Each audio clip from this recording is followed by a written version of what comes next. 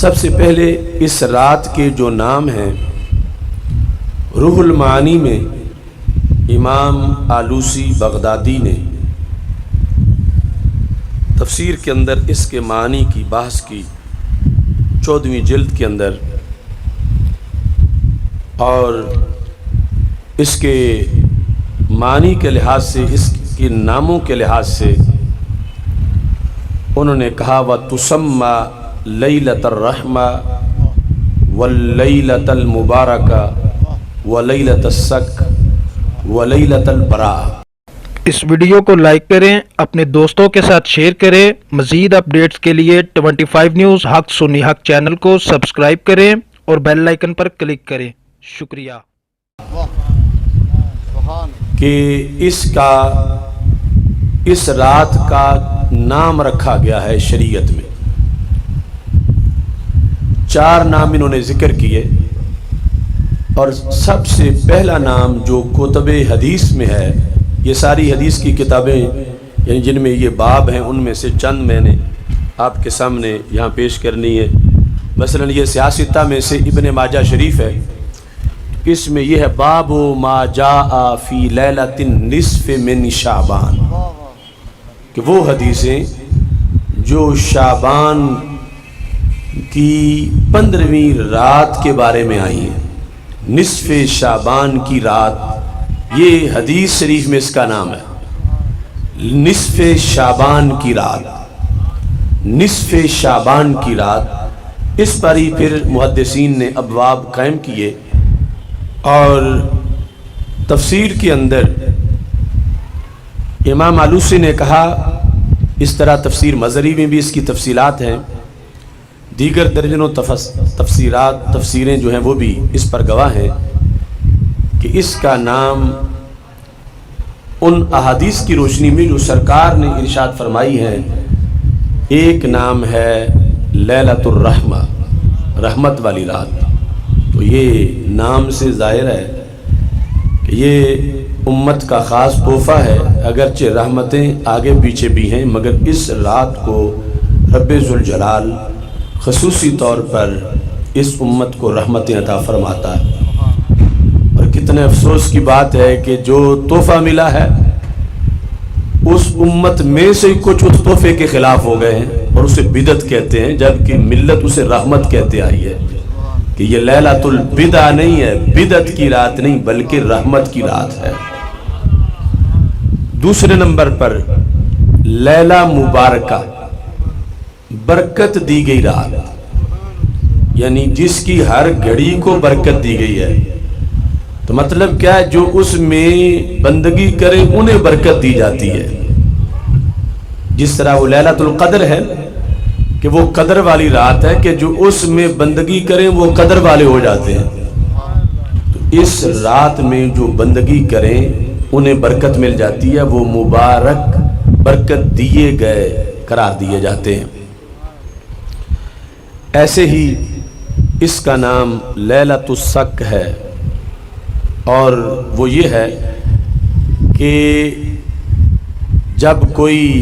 بات پکی کی جاتی ہے تو اس کا وثیقہ لکھا جاتا ہے، عہد ہوتا ہے، جس طرح ہمارے دور میں اسٹامپ پیپر ہے۔ تو یہ وہ رات ہے کہ جس رات میں اللہ کی طرف سے کچھ لوگوں کو جنت باقاعدہ لکھ کر دے دی جاتی ہے، اللہ کی طرف سے پروانہ جاری ہوتا ہے لوگوں کے نام۔ اور پھر 5واں نام لیلۃ البراءہ، براءت کا نام، چھٹکارے کی رات۔ تو ایک لفظ ہے بارات، وہ ہمارا اردو پنجابی کا لفظ ہے، جو شادی کی بارات ہوتی ہے، تو یہ بارات نہیں، یہ براءت ہے، براءت چھٹکارا، شب براءت، چھٹکارے کی رات، یعنی جس میں جس طرح آگے حدیث میں آئے گا کہ لوگوں کو نار جہنم سے چھٹکارا دیا جاتا ہے، جہنم سے ان کو بری کیا جاتا ہے، جہنم سے ان کو رہا کیا جاتا ہے۔ اس واسطے یہ چھٹکارے والی رات۔ اب ان سارے ناموں سے آپ اندازہ لگا لیں کہ اس رات کے نام جو صدیوں میں امت میں مشہور رہے ہیں، ان کی اپوزیشن بڑھنا کتنی بڑی بدقسمتی ہے کہ ادھر سے یہ چھٹکارے والی رات ہے تو پھر اس کے دشمن وہی ہیں جو چھٹکارا نہیں جہنم سے چاہتے، ادھر یہ ہے کہ رحمت والی رات ہے تو پھر اس کے منکر وہ ہیں جنہیں رحمت نہیں چاہیے۔ اللہ کی طرف سے جہنم سے آزادی کا وثیقہ جاری کیا جاتا ہے۔ یہ خوش قسمتی ہے اس امت کی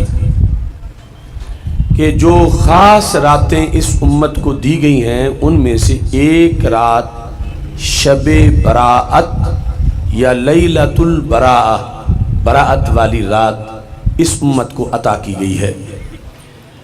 اس سلسلہ میں سید عالم نور مجسم شفیع معظم صلی اللہ علیہ وسلم کی احادیث شرح السنہ کے اندر امام بغوی نے تیسری جلد میں اس کا باب قائم کیا، اور وہ بھی یہ ہے باب فی لیلۃ النصف من شعبان۔ یعنی ایسا نہیں ہے کہ بر صغیر میں صدی ڈیڑھ پہلے یہ یہاں کے لوگوں نے گھڑ لی ہو کہ یہ بھی کوئی رات ہے، اس کا بھی فنکشن کرنا ہے۔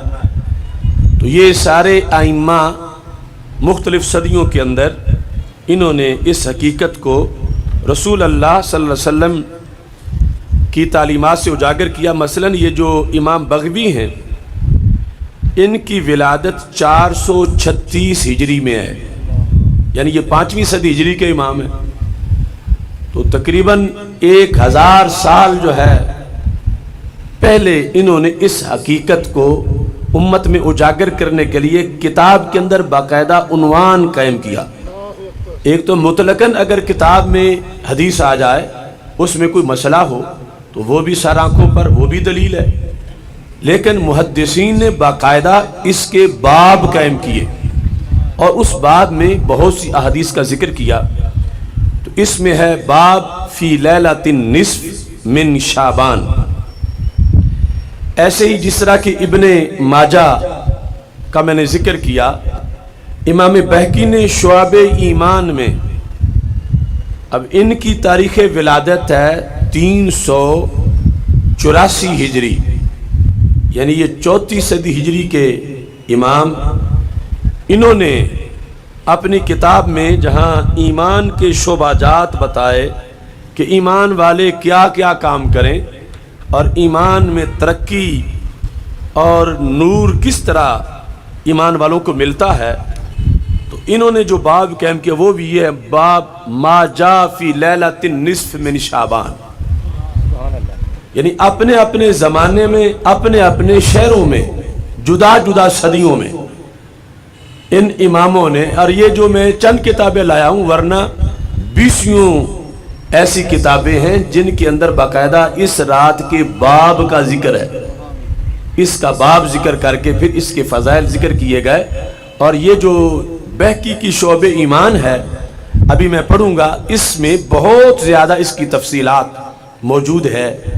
دیگر کتابوں کے مقابلے میں۔ اب ابن ماجہ سے جو میں نے یہ باب پڑھا تو ان کی